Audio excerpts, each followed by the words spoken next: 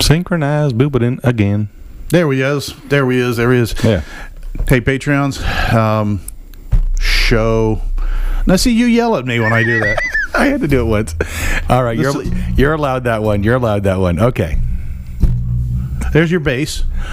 Let's get a rhythm going. I got rhythm. Oh, lordy. Hey, Yep. Well, Welcome to show pregame 112. 1-1 deuce. 1-1 deuce. We hope you guys enjoyed the video from. Yes. Oh heavens, that was March of 2020. Yes. As Scott had serious doubts about the side camber abilities of Slightly Altered. No seats were harmed during that recording, except for the when Susan got in the next time to go in the Jeep going, "What's with the melted chocolate?" Yeah, no. And that would be an ew. Got to get the potty humor out before we actually start recording. Well, this is true. This is true. We are recording. We are, but this is our mature audience who likes to see it when we foobar. Yeah. And you all know what that means, right? Yes. Fouled up beyond all recognition. Fouled up is a word you could use. Not the one I usually use at work when I'm throwing things, but moving on. This is true. As we continue on with our Continual mission so find... oh, dang it, man. I'm so tired. Find new Jeeps. Explore new trails. Seek out rednecks wherever they're hiding. Oh, wait a minute. I am a redneck. Seek out intelligent life form. None here. All right. We own Jeeps. Come on, get real. Yeah. No, that makes us the intelligent life. Okay. Well, it can be read both ways. Yes. So. Anywho, as I usually ask you in front of the No. You got to start this one, because I screwed up the last one. Okay. You ready? I expect that. Yeah. At this point now, it's no longer something new. Did you expect that? I don't think he did. I don't think he did at all. No, I was about to ask him, was he proselytizing STP? I don't even know if they're still around. Do you hush your mouth? What do you think's keeping my inline 6 running? Got really pissed off they didn't have this STV blue. I had to get the STV silver with stop leak. Look, I just need zinc. Did it? Well, no. Duh. I mean, it slowed down to a quart a day. Oh, okay. Yeah. Okay, that's why the Exxon Valdez is docked outside my driveway where your Jeep's parked. Yeah, well, the hose. Exactly. That's what the orange expensive towel is, because I ran out of the other towels. I have the blue one that you left here last time. I did? Yeah, you did. Oh, I'm so sorry. That's okay. I just picked it up and put it over the side. Yeah, I wear a face diaper. My Jeep wears a diaper. All right, so with that, kids, I think it's time we get going. What do you think? Yes, that works. Okay. Uncle Fester. Never mind. I could say I make the light bulb glow, but it's not. Never mind. So, see previous statement. All right. So, I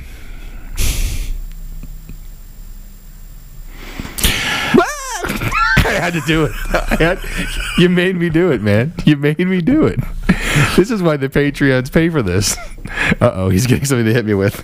I'm going to be... No, I'll be fine. But you don't know what's behind you. This is my office. That's fine. It's probably something heavy you can hit me with. What? I had an itch. I'm sorry, folks. We will start the show here in a moment. Take 15. Yeah, I wish. I would have probably gotten up and walked out at take 5 or 6 or 7 or whatever. That's okay. We're good. Yeah.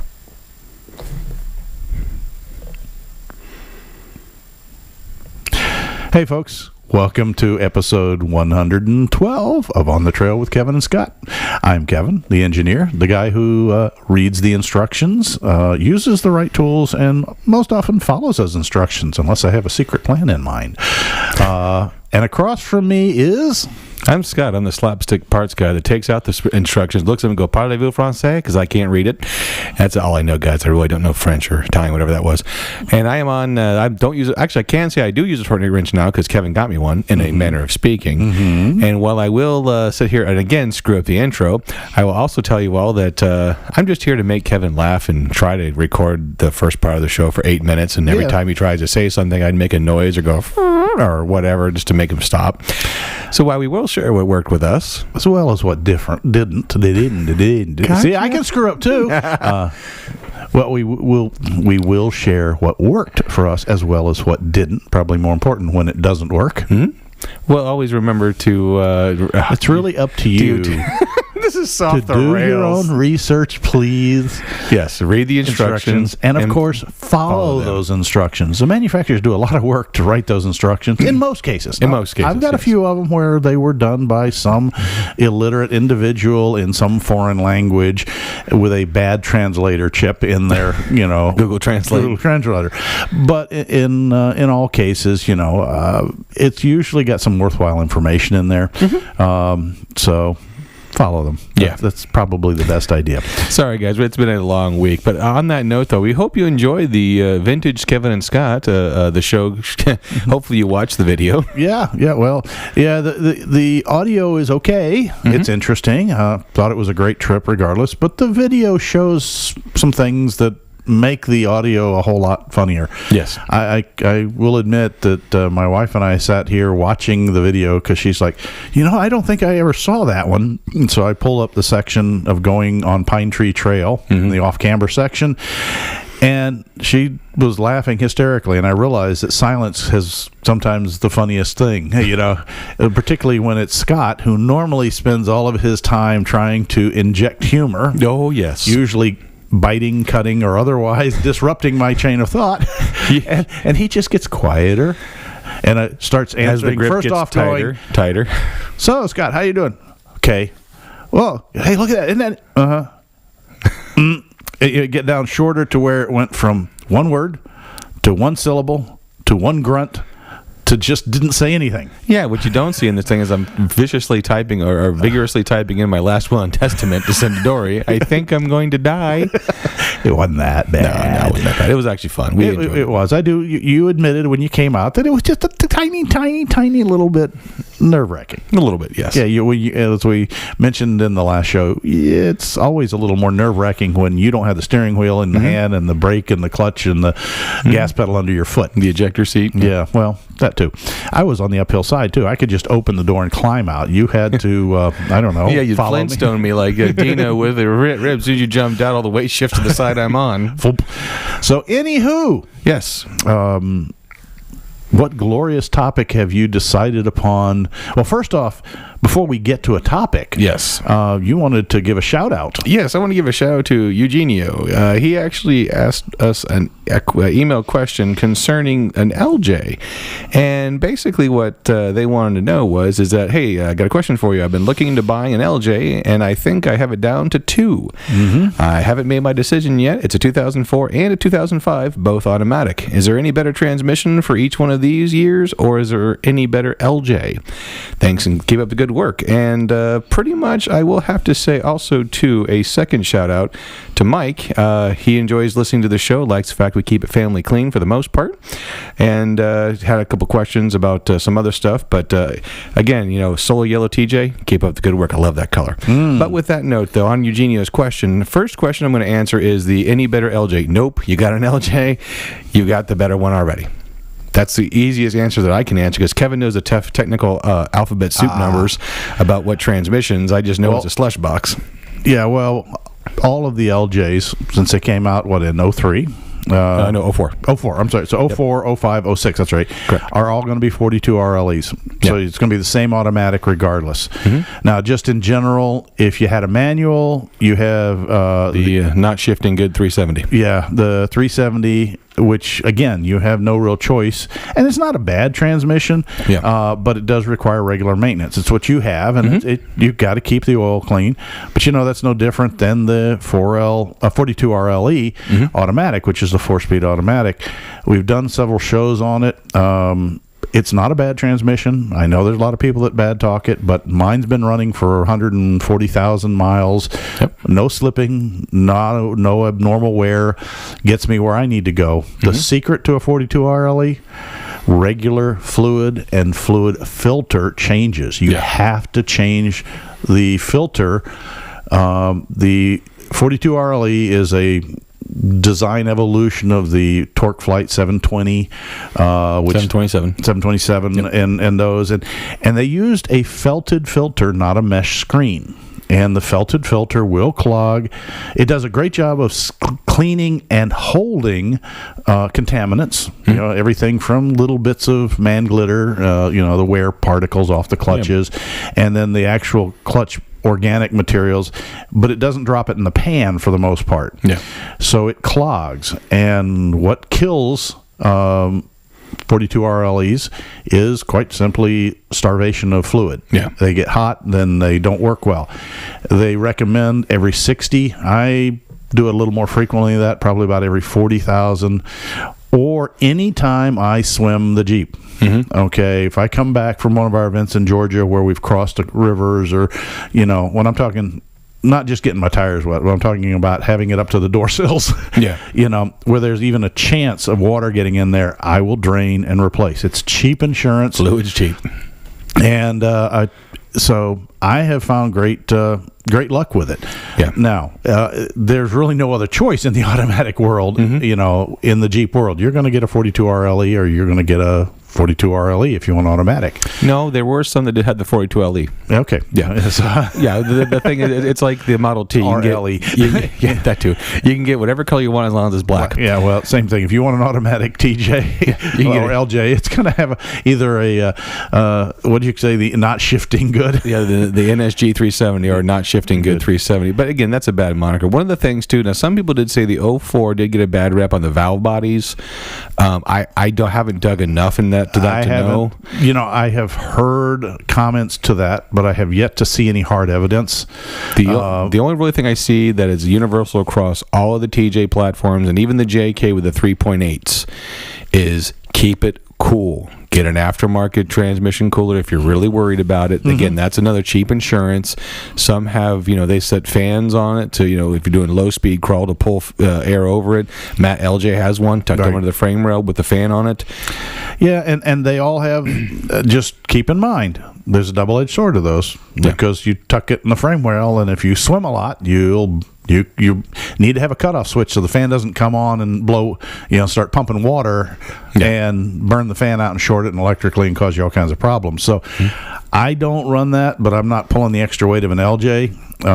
I do have a replacement radiator with a good cooler in it that's built in for the automatic, and I make sure, of course, keeping the lines cool. And I have not changed out from the factory fan and fan clutch, which is designed to pull enough air through the radiator to keep everything cool. Right. Having said that, when I'm loading it down, you do see the temperature on the engine go up. And everybody thinks, oh, you're heating up the engine. Actually, I'm not. I'm heating the transmission up, and the transmission's heating the coolant in the radiator up, which the thermostat on the temperature transducer in the coolant sees that as a higher temp. And you had a personal experience with that in your JKU. Yep. To the point he was getting hot oil lights? Yes, hot oil. Which wasn't hot engine oil. No, it was hot transmission oil. Transmission oil. So you've got to keep them cool. He's absolutely right. So if you're going to pull it hard, if you're going to pull a small trailer with it, don't exceed the GVW of the vehicle. Or if you're going to do a lot of slow, hard crawling up hills, over rocks, a lot of that heavy loading of a transmission, a cooler is good. And just think about where you got to put it, because as Matt said, he had some challenges figuring out some real estate. There's not a lot of real estate in a TJ. There's a little tiny bit more in an LJ, but not much. No. So, if you can, it's best in the front of the radiator. But if you can't, frame rail it, tuck it up as high as you can. Just make sure when you put in an underbody cooler that you don't put it tight to the body unless it's what they call a side flow radiator, one that comes in the face and goes out sides. Yeah. Otherwise, you're doing absolutely no good. Yeah, you're just putting hot air into a hot air. Yeah, so you need to have room for air to enter and exit. Yep. So, no, it's pretty neat. Of overall the Jeep transmissions, the AX15 probably is the most robust. I don't even know if it's term robust, rebuildable. Yeah, well, it's easier to you source can parts. break it and get parts. I mean, it was used. It's, believe it or not, the basic core, which is the center bearing support and the two ends. They're kind of like the new process gears in your transfer case. You know, the guts are the same for almost all of them. They just have a different input shaft and different castings with a 5-bolt pattern, a 6-bolt pattern. Yeah. But you can take the parts out of a 231J and a 231C and a 231D, Dodge, Jeep, Chevy, and intermix all the parts you want, and they all go together. You just have to make the input and the output line up with what you want. Well, the same thing with the AX15.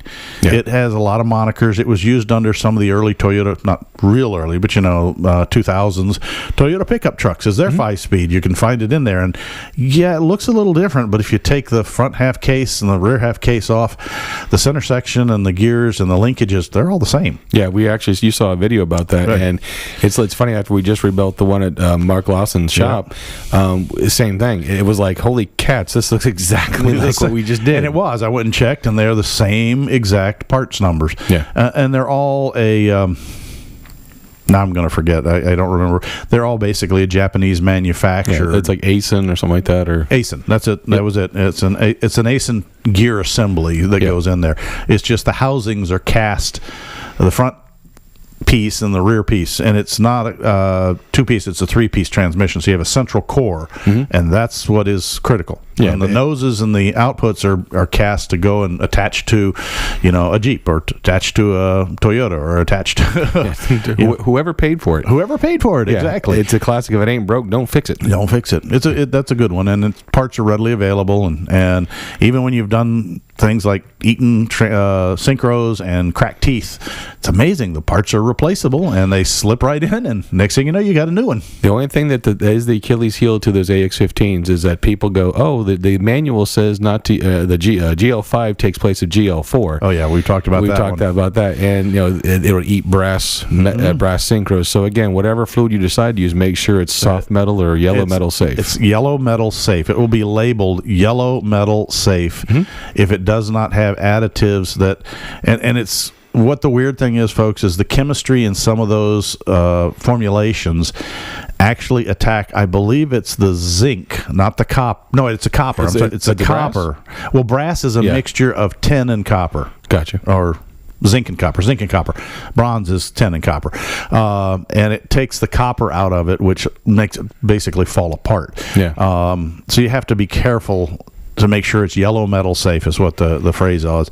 And I think we looked on, this was several shows ago, we talked about it. I know Royal Purple's one. Royal Purple's one of them that specifically lists, and a few of the other better ones. Redline, I believe, is one of them that listed yellow metal safe. I think AMSOIL was AMSOIL. So you just need to look, because unfortunately a lot of the cheap ones that you can get down at W-Mart aren't so marked, and are probably the source of don't use that mix. And then you'll get the lubrication guide that'll say, oh yeah, it says to use GL5 in place of GL4. Oh, it's all the same. And yes, to a point, if you're using gear ratio or rear end gears, yes. Excuse me. But transmission fluid, not so much. Not so much. So anywho, on to the topic of the show. That's actually kind of a good segue, because again, looking at buying an LJ, it kind of got us thinking is, we kind of glossed over this a little bit, but should I buy new, or should I do should I buy an older Jeep and fix it up? Because there's pros and cons to both. This sounds about like our original discussion way back when we were talking about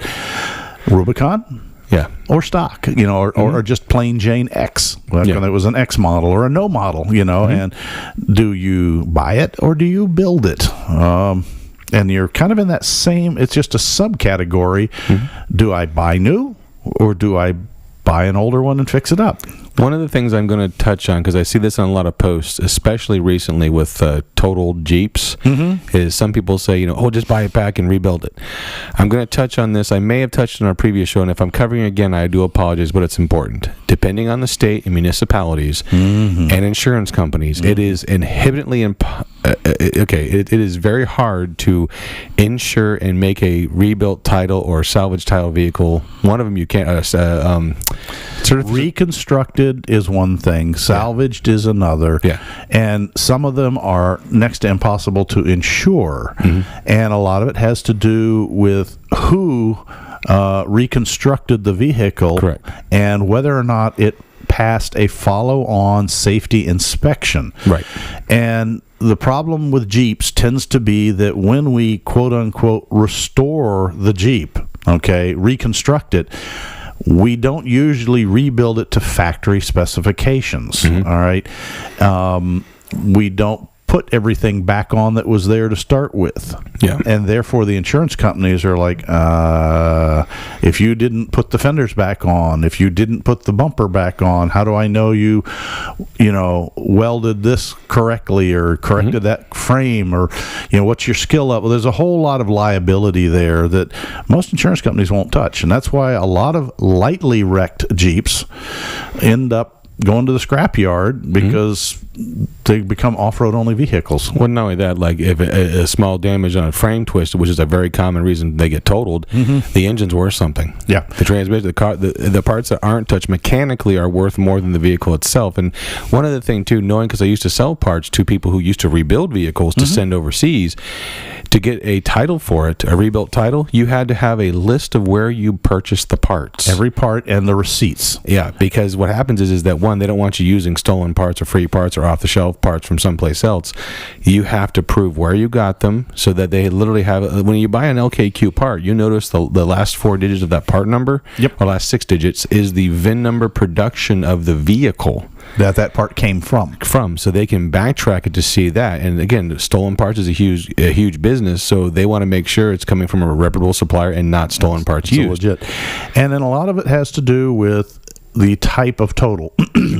As Scott said, if it's totaled for monetary reasons only, you can probably fix it and get it back on the road. But if it's totaled because of a frame or structural failure, it's going to be tougher, and if it's the airbags deployed, it's virtually impossible, because that means the inherent safety system has been triggered.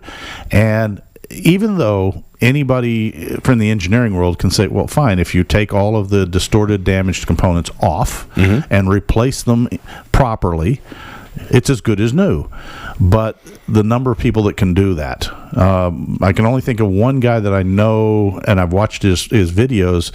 What he goes through, it's I don't even know how he pronounces it. Vehcor, Vehcor. Okay. Look up his YouTube, and he reconstructs, but he meticulously removes aftermarket components on any vehicle. Now, he's not done Jeep. I think he's done 1 or 2 Jeeps. Right. But he meticulously restores them to OEM spec.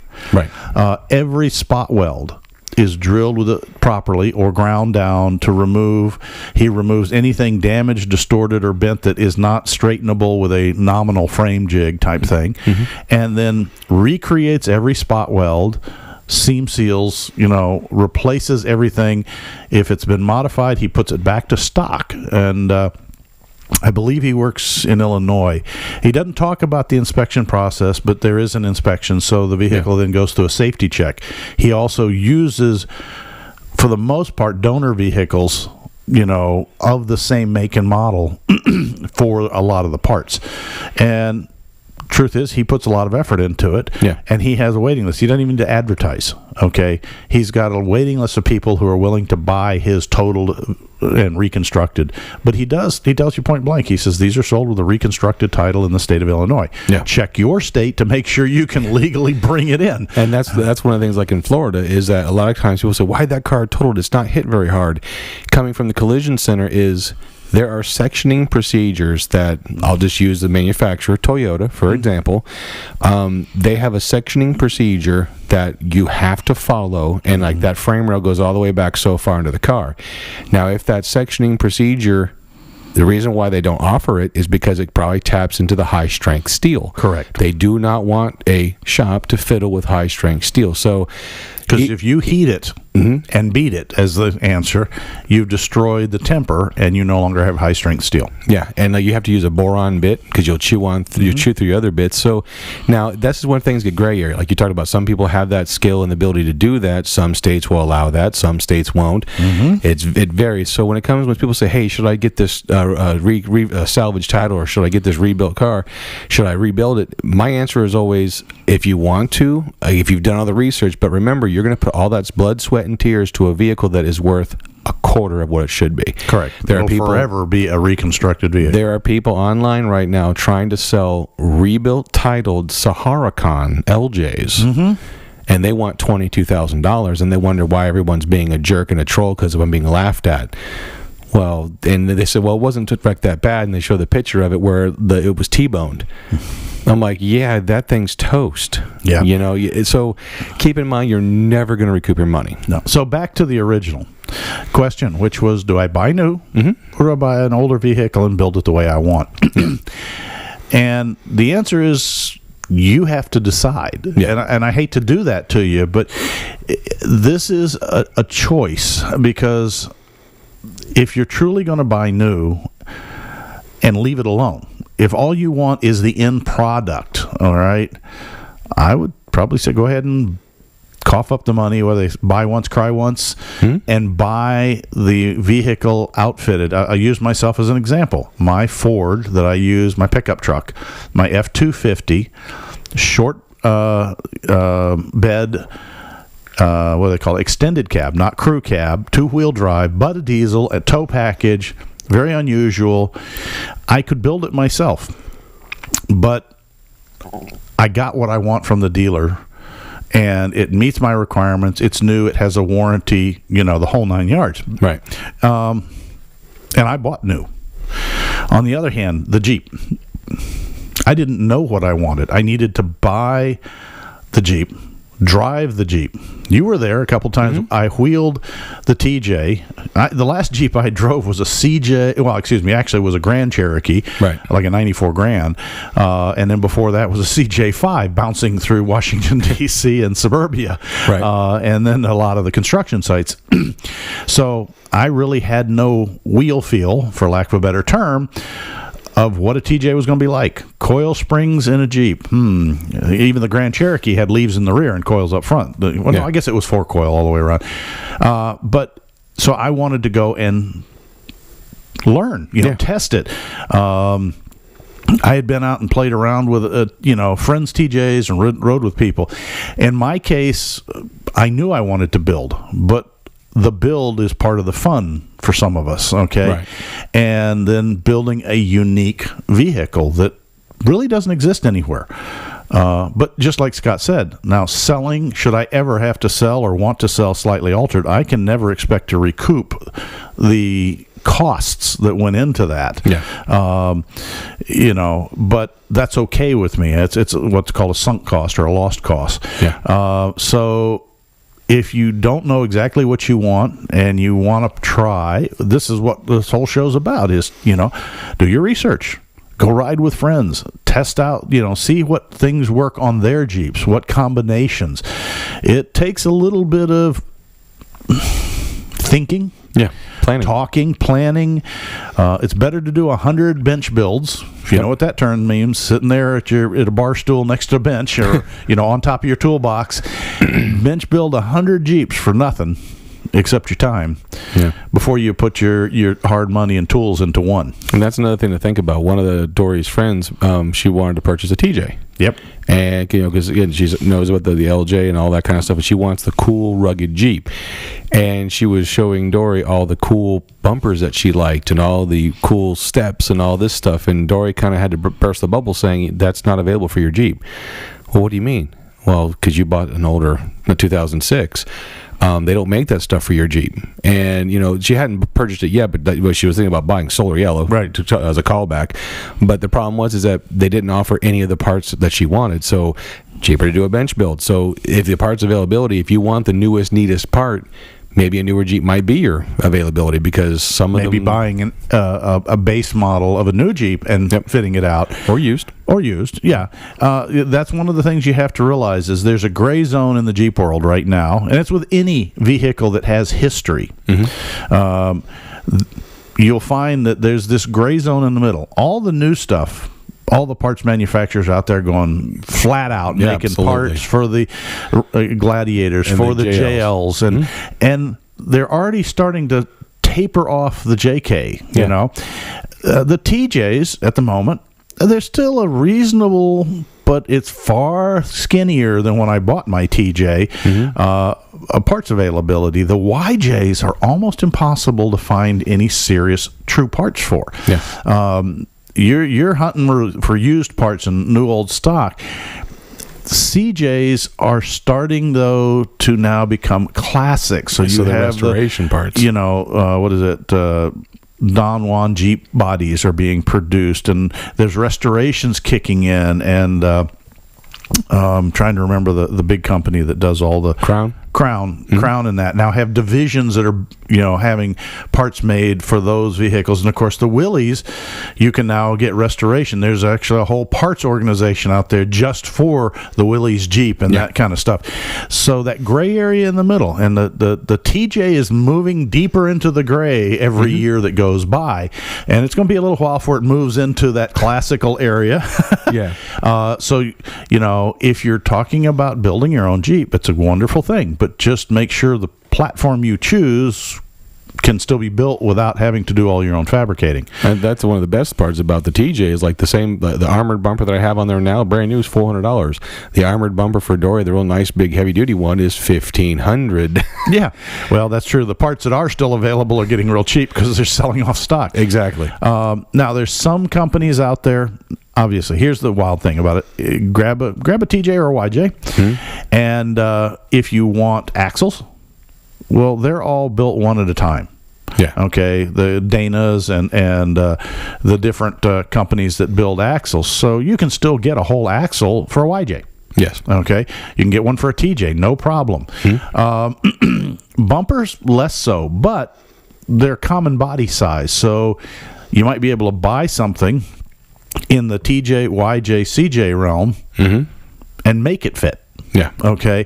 Now you're taking work on yourself and the risk of is it going to work right, but it's still fabrication. Yeah. But a lot of kits out there, what is it? JCR Off-Road, they sell you kits, for lack of a better thing. It's parts that you weld together.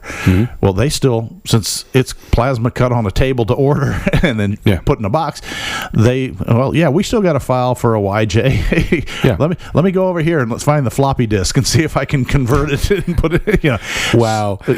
So, that's my point. There's people out there going, floppy disk? Yeah, well, a little Viagra will help and make it a hard disk. Okay. Family show. Santa's little helper. But regardless, that's one of the challenges you do have to realize. Yeah. So I would say right now, excuse me. How do you spell that? Yeah. COUGH. Yeah. If you want to build one and buy a used one, JKUs are still, at the time of this recording, parts availability is still pretty good. Yeah. So you can buy one of those relatively inexpensive. Well, plus there are also like 500,000 of the JK produced. This is true. Yeah. Just stick to the later 3.6 rather than the 3.8s. There's nothing wrong with the 3.8 if you know what you're getting into. If you know what you're getting into, I agree. But that's what I'm saying. Regear is the option. Yeah.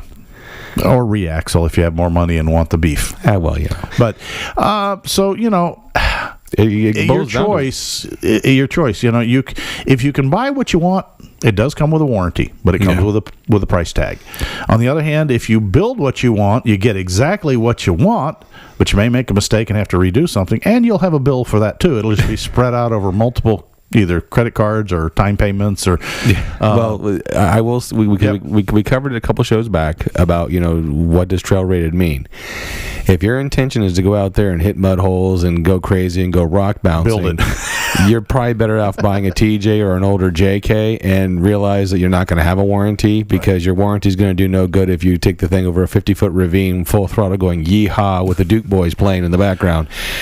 You know what I mean? It literally, if your video starts off with looks like them Duke Boys are in trouble again, you probably need to want to build. Yeah. But again, so those are things to keep in mind. Like you boil down to it. You boil down everything is that the idea is do your research and think about what's important. What's the end build for you? Creature comforts and a warranty, or I know what I'm getting into. Let me get some extra armor, either A, cheap, or B, make it myself. So those are, I guess, the bullet points. But I do want to segue into something. So our next thing, you talked about some crate axles. Yes, I did. I think it's time that we head into the garage. We head into the garage. We'll take a quick little break here, and we'll be right back with a really cool project.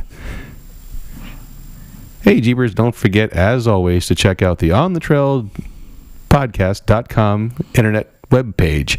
Lots of cool stuff on there. Or look us up on Facebook. On the Trail Podcast, Instagrams, the Facebooks, and more importantly than that, the Patreon. Patreon.com. I always put a link in the show notes for our Patreon page. So if you would like to help the show out, $1 will get you on our Patreon, and a big thank you to all of our corporate Patreons. Mm-hmm. More importantly, though, again, thank you to the 4x4 Radio Network for us being part of their families. Check out all the really cool content on there. And with that, I'm going to turn it on over to Kevin. Well, folks, in the garage, today I'm going to do a little bit of a twist, and that is most every garage segment that we've done has revolved around tools, parts, and Jeeps. Well, I'm going to still work around tools, but not the kind of tools that works on Jeeps. Yeah. And I am going to reference Jeeps, but not in the way you think. Yeah, if you've got, maybe you're a Jeeper, but you're not a wrencher. Okay? Maybe your skills lie elsewhere. Yeah. But that doesn't mean that you can't still be creative in the Jeep arena. And that's where we're going to go today in the garage, because the last couple of weeks, my garage, the Jeep was actually pulled out of the garage. Mm-hmm. The tool drawers, except for a 13 millimeter, i.e. half-inch socket, was the only mechanics tool that I used. And all of my woodworking tools were brought out. Yeah. I got request to assist with a very unique project. And Scott's had a chance to look at it in its 90% style. And that's what's really cool. I do have to byline real here because Kevin and I always get questions about, cool builds and things you can do with your hands. And we always talked about V8 swaps and all this. Sometimes you just got to step out of the realm of the mechanical and just build something cool. And when I opened the door and saw it for the first time, my jaw hit the floor because I literally thought to myself, we need one of these for the studio. So I had to byline there. And I'm sorry, I didn't mean to interrupt your train of thought. But it's fine. Sometimes it's really cool to do that wall art or whatever. And you took it to the 1,000th level, dude. Well, thank you. But what I've done is I got a request from a friend. He has a small shop and just was forced to relocate. And he lost about half his square footage. Yeah. And he fits in the new shop. Things are going well. Busy as all get out, but he feels a little crowded. And one of the biggest things he lost was an office. And he's got kind of this dead spot on the floor where he can't put a Jeep, he can't put tools. It can't be blocked per se because it's the man door's there, the garage door's over there. Okay, what do you do with it? And he's like, I want to put a desk there. I need somewhere that I can set, my computer. And I'd like to get a printer so I can print out invoices rather than handwrite, blah, blah, blah. I need a place to file a few things. Yeah, it's a business. Right. So he needs a reception desk. Well, what do you do? How do you make a reception desk that somehow fits into the Jeep world? Mm-hmm. Without cutting the front of a CJ off. And that doesn't make a very good desk. Not very big one. I got high beams on my desk. Yeah. Why? Okay. Sorry. Well, one thing that this shop has in a plethora of is the only way to put it, is that when I helped him move, I was sitting there going, what are all of these axle crates? He has so many Dana axle crates at the time. I think there were 4 or 5, maybe 6 total, full-size crates for people that were asking for axle replacements. And there's all of these, Dana 44s, Dana 60 crates, and all these things like that. And he said, can I stack these up into a desk? And I says, well, yeah, if you're going to stand behind it, because they're 2 foot wide and 7 feet long and about 2 feet tall. And if you stack 2 of them up or 3 of them up, you'll end up with this big box of air. Yeah, when you lean up against it, you'll have an armful of splinters. Correct. Mm-hmm. And he's, well, I think they'd look cool as a desk, but he's kind of like, so I said, give me the crates. And I decided to take on a challenge of taking a bunch of genuine Dana axle crates and turning them into system furniture. Yeah. Apocalyptic IKEA. Yeah, that's exactly. And so, without going too deep, and Scott will put a few of the pictures up on the Facebook page. On the Facebook and Instagrams. And I've got a few little details left to finish up. It's the best way to describe the finish is finished rough. Mm-hmm.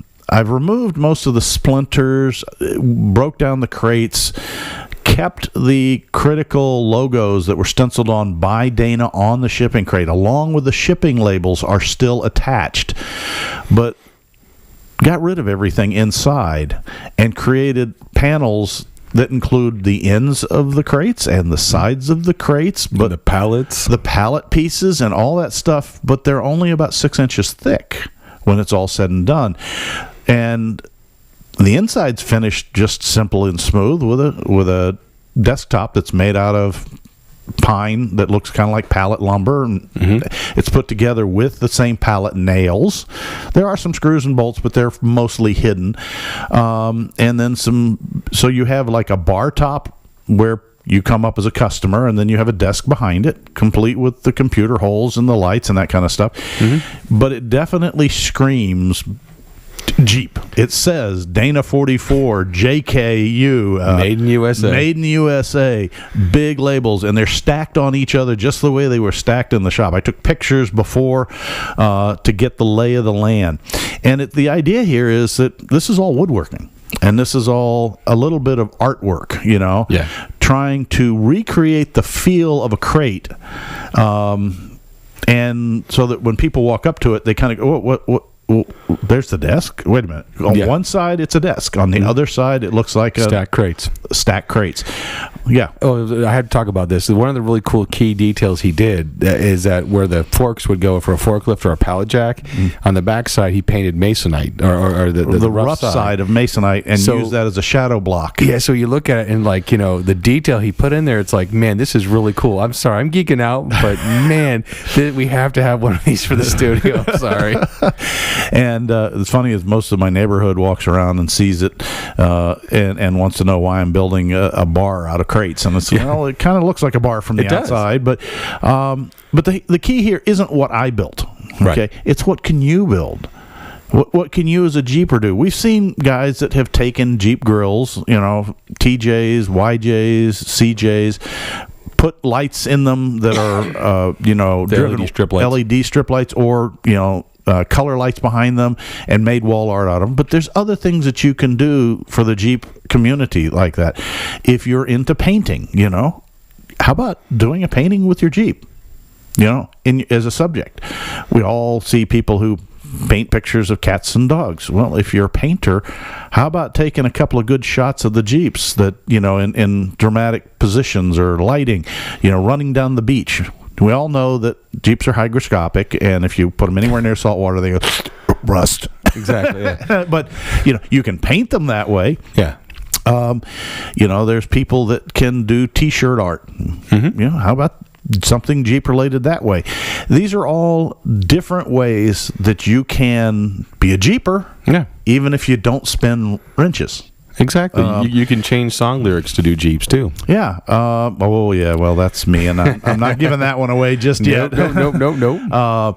But this is just one of the little things that thinking a little outside the box. I've received, friends that have given me, believe it or not, something that was either knitted or crocheted with a Jeep in it, kind of a thing. The crochet tire cover? Yeah, well, I haven't had that one, but I had to byline real quickly because when that Old Town Road song came out, I'm going to ride my horse down an old dirt road.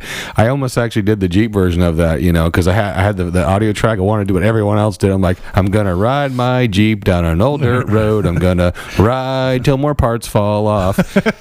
I couldn't figure out the rest of the lyrics, but that's all I got. That's all you got. But there's a lot of different ways you can be a Jeeper without actually wrenching on a Jeep. Oh, without going through King of Hammers at 40 miles an hour. Yeah. I mean, I've seen some awesome people bake cakes that are Jeep sides, Jeep three-dimensionals, Jeep, and it's not just sticking one of the little corgi toys on top of a cake. Yeah. I mean, I think the best one I saw was a very large display. It was 2, I guess 7-inch round cakes and a bunch of bar cakes. Right. Imagine what you could do. Here's a party thing. Take 2 cupcakes and a bunch of Twinkies, and you'd have a grill. Guys, I'm not a baker. I'm struggling here. It's like, tastes like artificial flavors. I'm sorry. My apologies to hostess unless you want to. Bake your own kind of things. But, so you can do different things that involve the Jeep if you choose to within the Jeep community. Yeah. I see the people with the ducks now. I don't know if in your neck of the wood, folks, they're doing, duck, duck, Jeep. Yeah. But, here we've got all kinds of different people are now getting custom-made rubber ducks, little tiny 2-inchers. I've got one that popped on my Jeep, and little cards that go with them. I do have to byline real quickly. Yeah, and you always do. Well, I do. And the duck, duck, Jeep thing is a lot of people are getting annoyed about it, I guess you could say. Why would you get annoyed? And here's my whole thinking, okay? Just let people have fun. It is a distraction from the current situation. Yeah, just enjoy yourself. They're having some fun with it and all that. And you know what? Just let people be happy. Oh, I got an idea. What's that? How about the little stuffed bears with all the different Jeep girls on the front? You can get your TJ, your YJ, your JKU, your Gladiator front ends on the collectible. What are they? The Beanie Baby Bears or whatever they were called. GP Baby Beanie Bears? No, but I was kind of thinking. Try to say that one again. That one again. Jeep Baby Beanie Bears? No, but the interesting thing is that it'd be like, Mom, something's wrong with my bear. Why? It's leaking oil. I don't think this bear is litter trained. Does a bear drip? Does the bear drip oil in the woods? He drips anywhere he wants. Yeah, moving on from that subject. Oil smells like berries. The key here is just the thought process. Have some fun with it. Have some fun with being a Jeeper. Yeah. Okay? It is a lot of fun. Everybody strives for the perfect Jeep picture, that pose with the wheels slightly turned into the sunset, climbing the mountain. Yeah, but how about the one where the person just did a face plant in the slippery mud while they were trying to hook their tow rope up? There's one on Florida Trail Stompers where the person tried to help the person out of the mud, and they're literally sitting in the mud. You're like, yeah, I guess who's sitting on the bumper on the way home? If you're a photographer, tell me you can't have fun with that. Just have fun with it. Just do me a favor. Don't lay down and have the Jeep drive over you. I don't care what the ground claims. Yeah, no, don't do that. Cool. Yeah, no. But have fun with your Jeep. Enjoy it, even if you can't get to the trails because of the restrictions and whatever. You can do some pretty wild things. I've actually seen somebody take a piece of cardboard. This is a neat one. They took actually a couple of pieces. Well, one was just they used the street. They dumped some paint on the street. Okay, just a puddle. Right. Drove through it and then continued rolling across clean cardboard, and they made themselves a tire print. There you go. As a piece of art. And actually, I was looking at it going, that's kind of strange. And then I realized I saw it later when they had cleaned it, framed it, and matted it and hung it on the wall. And I was like, that's actually pretty cool. One thing I'm going to do is I'm going to get one of the. I have the old Jeep grill from the JK. I'm going to get the googly eyes. The big ones. The big ones. You can put that, and that'd be my wall art. What you need to do is then put they literally call them shakers. That will make the thing kind of move back and forth so the eyes go whoom whoom whoom whoom. Yeah, that would be you, all right.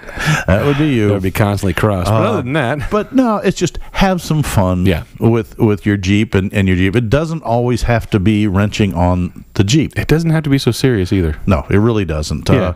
And we will post you some pictures of this reception desk.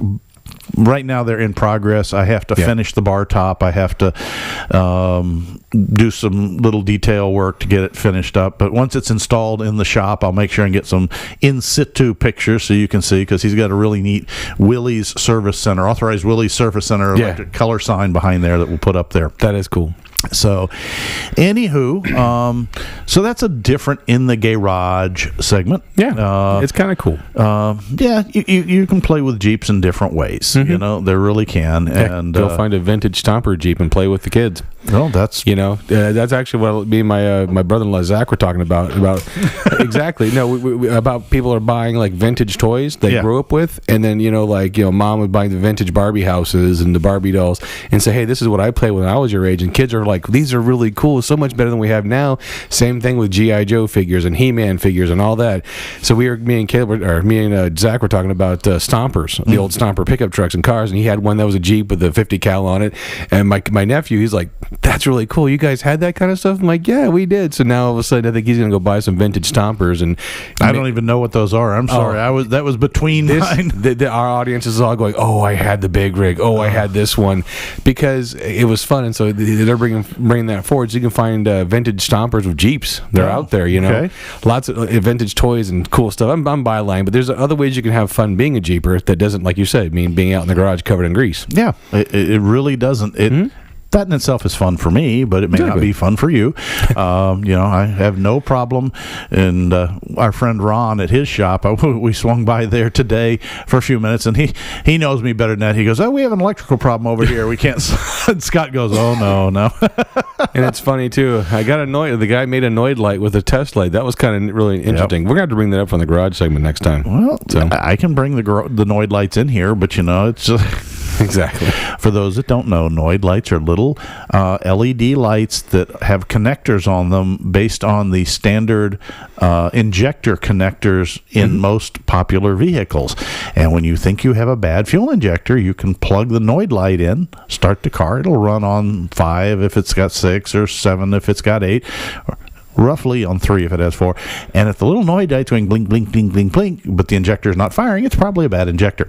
But otherwise, it's just a Noid light. Yeah, it's a way to test it. It's a way you test a system.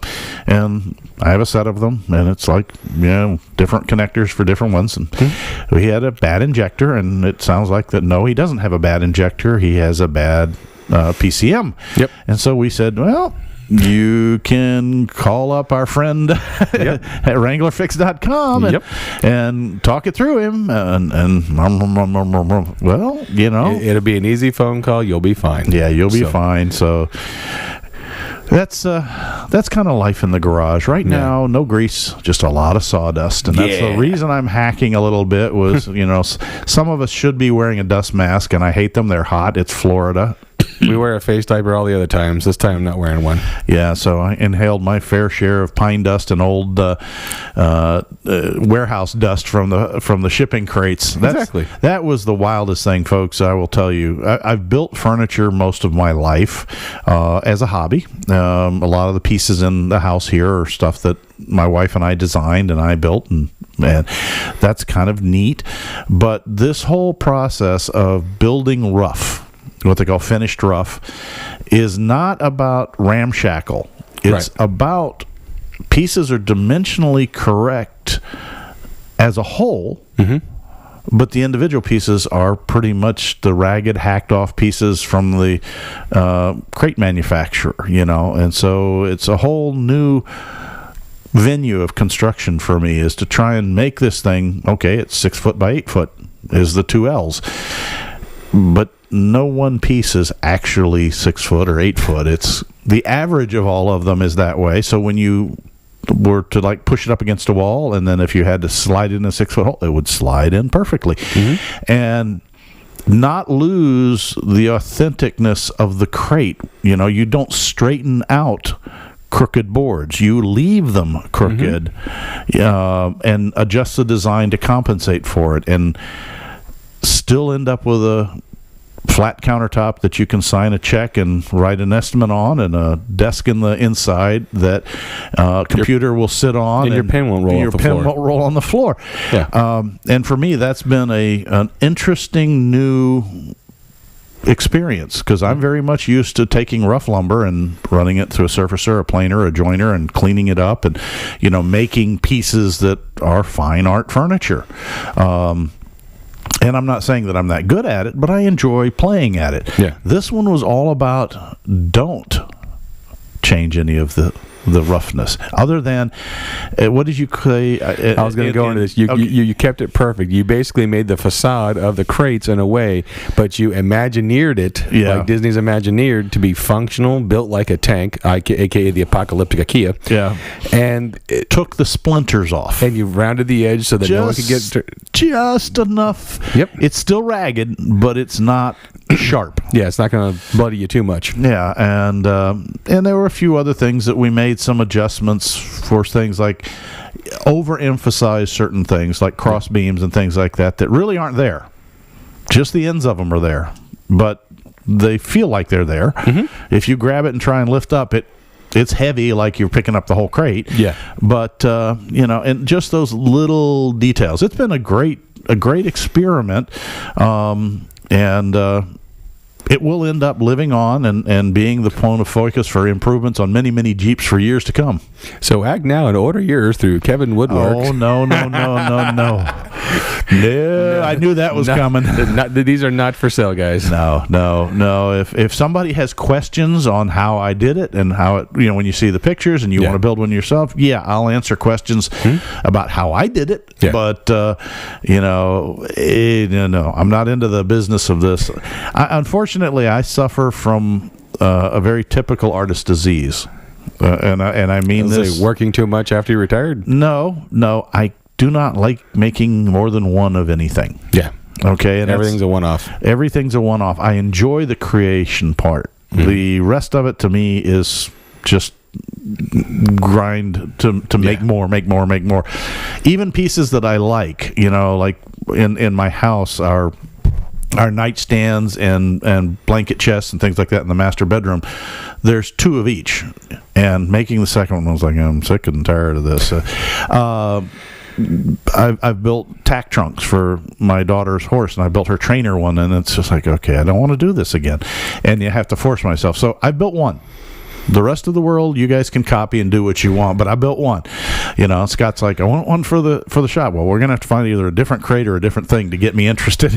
We'll work on it. We'll find something else. Go find one of those World War II Jeep crates after somebody's taken the Jeep. The crate Jeep and built it and left the crate over, and I'll turn that into something. I think most of those right now are termite. I understand that. And I'm going to have to, though, talk to some of our local, down here where we are in Florida nearby, there's some tremendous pallet manufacturing and recycling facilities. And I may be able to find some raw stock and create some of our own. Can you imagine our logo on a crate? Okay, I'm back there now. Well, speaking of crates and time, we are there, folks. Yeah, we hope you've enjoyed this slight departure in the garage from the normal greasy air tools and cussing that happens typically fixing a Jeep, and the okay, is this bolt going to come off or is it going to snap, and am I going to punch the underbelly of my Jeep at 200 miles an hour? I've done both. Ow. I'd say 150. Anything over 200 is reckless. Okay. I've been reckless more than a few times. Okay, on that note. So, again, we really appreciate you guys and gals hanging out with us. And I think it's time. Anything else you want to cover real quick? No, that's it. I think it's time we lock some hubs and put the Jeep in 4-low. Hit the trail. And as always, we ask you, please, wheel legal, tread lightly, and take plenty of pictures, memories, and your trash when you leave the trail. We really want to make sure the trails are there for our kids and our grandkids and their kids and ad nauseum. Exactly. Because, they're not making any more earth. Yeah, and we're running out of places to wheel. Yep. Well, maybe we can get clearance to wheel on the moon. Buzz Aldrin did it. Why can't we? That's a long garden hose to breathe through. It is, but it was neat watching him bounce over those things. Oh, yeah. For those of you who haven't seen the lunar rover They were supposed to drive sedately and carefully. Yeah, no. And you take a look at some. We know that those astronauts are four wheelers because you watch him. He's catching air. Well, vacuum. How hard did this pedal go down the floor? Vroom. Sorry, the boot was heavy. Yeah. So with that, we appreciate everybody. Check out the Patreon page again, as we always say. If you want to watch the videos that are for Patreons, you can do it for as little as a buck a month, isn't it? Yep. So that helps out the show. It helps out the show. All righty then. Well, thank you very much. Bye now. Bye. Hey, Patreons. Bye. Thanks again.